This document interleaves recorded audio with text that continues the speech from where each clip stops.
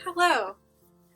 Welcome to Reading Rush, Day 4, the final day of the stay-at-home reading rush. As you might be able to tell, today's aesthetic is dark academia.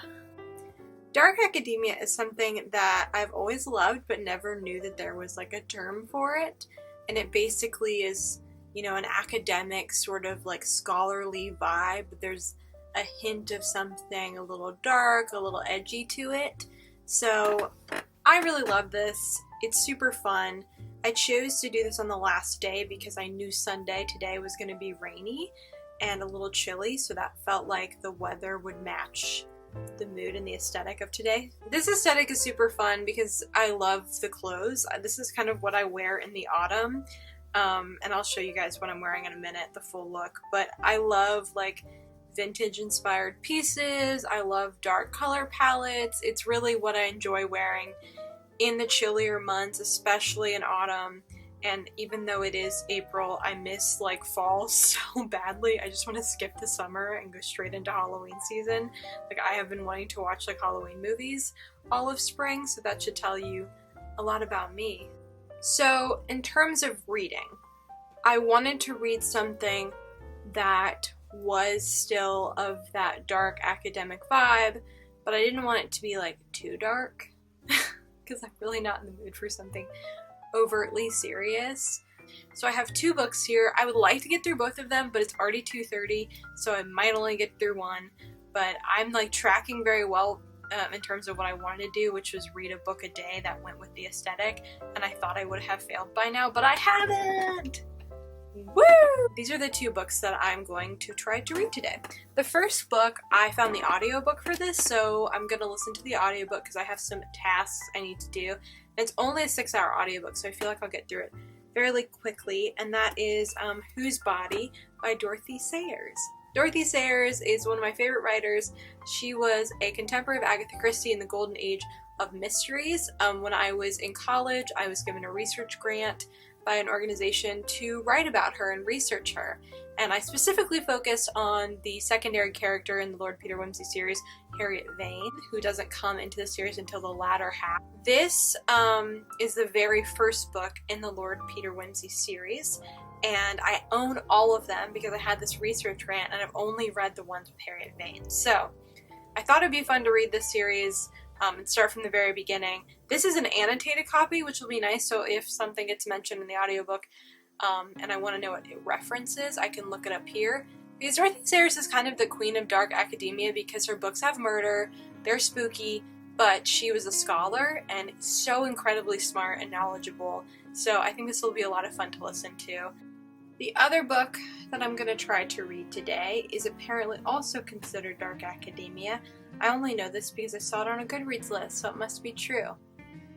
And that is Truly Devious by Maureen Johnson. I've had this book for years, but I thought I would try to start it today. I might not finish it, but that's okay. It seems like a lot of fun. I like a mystery, and I like Maureen Johnson's writing style. So looking forward to getting into this and seeing what happens. I was going to listen to the audiobook for this, but I've tried to listen to the audiobook before and I just don't like the narrator's voice for whatever reason. So I'm going to try to read this with my eyeballs. So the outfit here for Dark Academia includes these thrifted vintage pants that are like a heavy wool tweed sort of situation with these big pockets, these old loafers, this black and white top, and then this velvet little jacket that's also thrifted. And then I have like my hair down because I felt like I was kind of having a good hair day, so I thought that would be kind of like a Sherlock Holmes long hair kind of look. And then we have here my makeup look, which is just a lot of like earth tones. A little darker. So while I'm listening to Whose Body, I am going to organize and go through all of these children's books and DVDs because my mom wants to put something new here, and also I am moving into an apartment with my boyfriend soon, so I need to go through these. So yeah, this feels kind of like academic because I'm going through pieces of media. And maybe I'll find a secret that'll lead to a mystery. So I've been at this about 30 minutes and having a lot of trouble focusing on whose body. So I think I'm going to switch to Truly Devious. Even though I have said I didn't really love the audiobook before, I think I'm going to try it again. I did want to show you guys something that I think was really funny, and I'm now really inspired to make a video about this. But these are all of my books from, oh god, so many of them, from like middle school and like late elementary school. I would say like 5th, 6th grade. So we have like from the Files of Madison Finn, probably very problematic Dear Dumb Diary books. We have The Last Treasure, which I don't think I ever read. I also don't ever think I read The Sisters Grimm or The Anybodies. These actually look kind of good, like some good middle grade, so I might give these a try. I have all of the Amelia books, if y'all remember these. I liked diary kind of books as a middle schooler. We have The Worst Witch. We have literally the Witch book, The Power of Five. I also have, I believe, the first volume of the graphic novel somewhere. I actually might read a few of them and do a video. Because I'm so nostalgic. And also, like, I'm genuinely curious what some of these books are about because I never read them. Having quite a lazy sort of brain day. Do you ever have your brain just go, ugh? That's where I'm at. I have 5 hours left of Truly Devious, so I'm like halfway through. And I'm really enjoying it. I got used to the audiobook narration. I do think I'm only going to read this today because it's already 6. So I have like 3.5 hours left going the speed that I'm going right now. So I'm gonna read this. I would have loved to have read Sayers, but I just don't think like how slow my brain is today would have been able to keep up with that story. My boyfriend bought me an easel, so I've been painting a lot today. My boyfriend bought me an easel for my birthday, which is coming up. So that's been really fun, and gets me in this like kind of, you know, introspective, dark academia mood. So I have an hour left to Truly Devious, but I wanted to take a break and eat dinner and watch something. So I'm gonna watch North Anchor Abbey. I looked up a list of dark academia movies, and I didn't want to watch anything too obscure or something I've never seen before, because I'm not in the mood.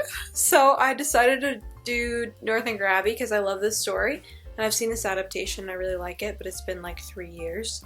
So that's what I'm gonna watch. It's only an hour and a half, so I can watch this and then finish Truly Devious with the hour that I have left. I'm fascinated to know how Truly Devious ends. I know it ends on a cliffhanger. I have no inkling of how it's going to end, so that's good.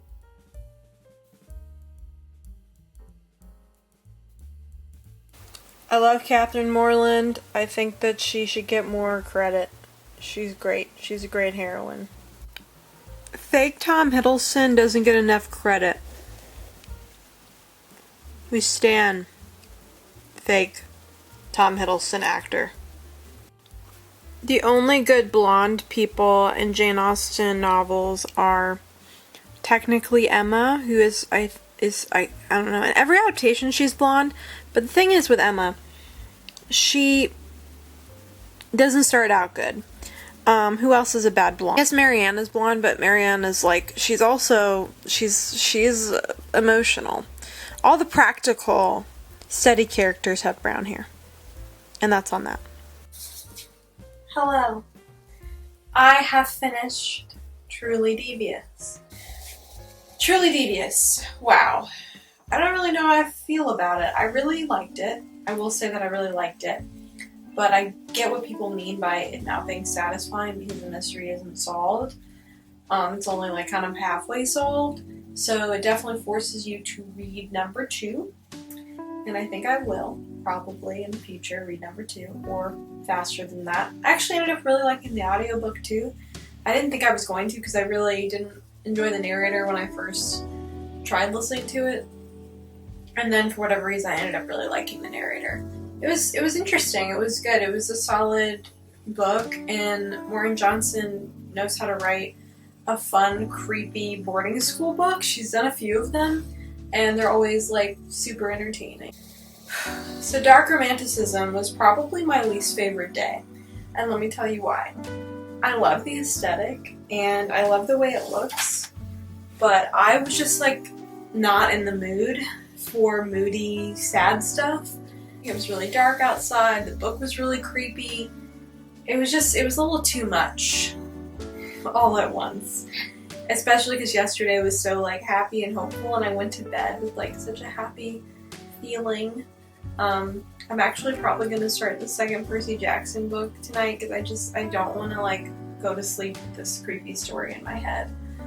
Even though I really did like it and I thought it was very good, I don't need that energy when I'm going to bed. So yeah, sorry for what I presume is a bad transition.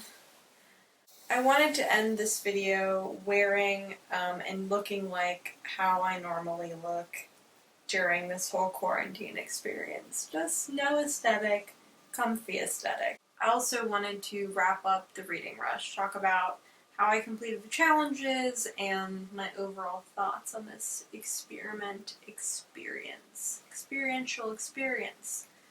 So we'll do the challenges first. Read a book with a house on the cover. So I decided to count Percy Jackson as a read a book with a house on the cover because there are city buildings on the cover, and technically, an apartment could be a house. Read a book in the same room the whole time. That one goes to Serpent and Dove because I did not leave my room or take that audiobook anywhere. I just had it in my room the whole time, which is why I was losing it a little bit probably. Read a book set somewhere you wish you could go. For this, I'm choosing Truly Devious because I always say that I want to move to Vermont, so that was dead on perfect. Finally, read a book that will make you smile. I didn't think The Finishing School would make me smile, but it did. It made me laugh. Also, Percy Jackson made me smile, so I count that. And at times, even, I would say Truly Devious made me smile, and Serpent and Dove made me smile because I was laughing at how wild it was and how much I wasn't enjoying it. My favorite book I read during the reading rush was my reread of Percy Jackson. My favorite book that I read that I hadn't read before was Truly Devious, and then probably The Finishing School, and then Serpent and Dove. I read, one literary fiction with The Finishing School, one middle grade, and 2 YA of different genres. So I feel like I ran the gamut of genres, which I think is cool. I really enjoyed this. I like having direction in my life, and it's hard to find direction, obviously, of late. So doing this was a lot of fun. Thinking up ways to make the videos interesting was fun, and finding a new way to vlog that involves me to actually have aesthetic effort was fun, and also the point of this. I would love to know what y'all thought of this whole experience. I would really love it if you have anything to say about it. I mean, I've been on BookTube since 2012, and I think sometimes I get really beaten down by it, and this was a really renewing experience. So any opinions that you may have or thoughts, I would love to know them. So that ends the reading rush. I think I did very well, which is great. But yeah, I hope you guys have a lovely day. Bye.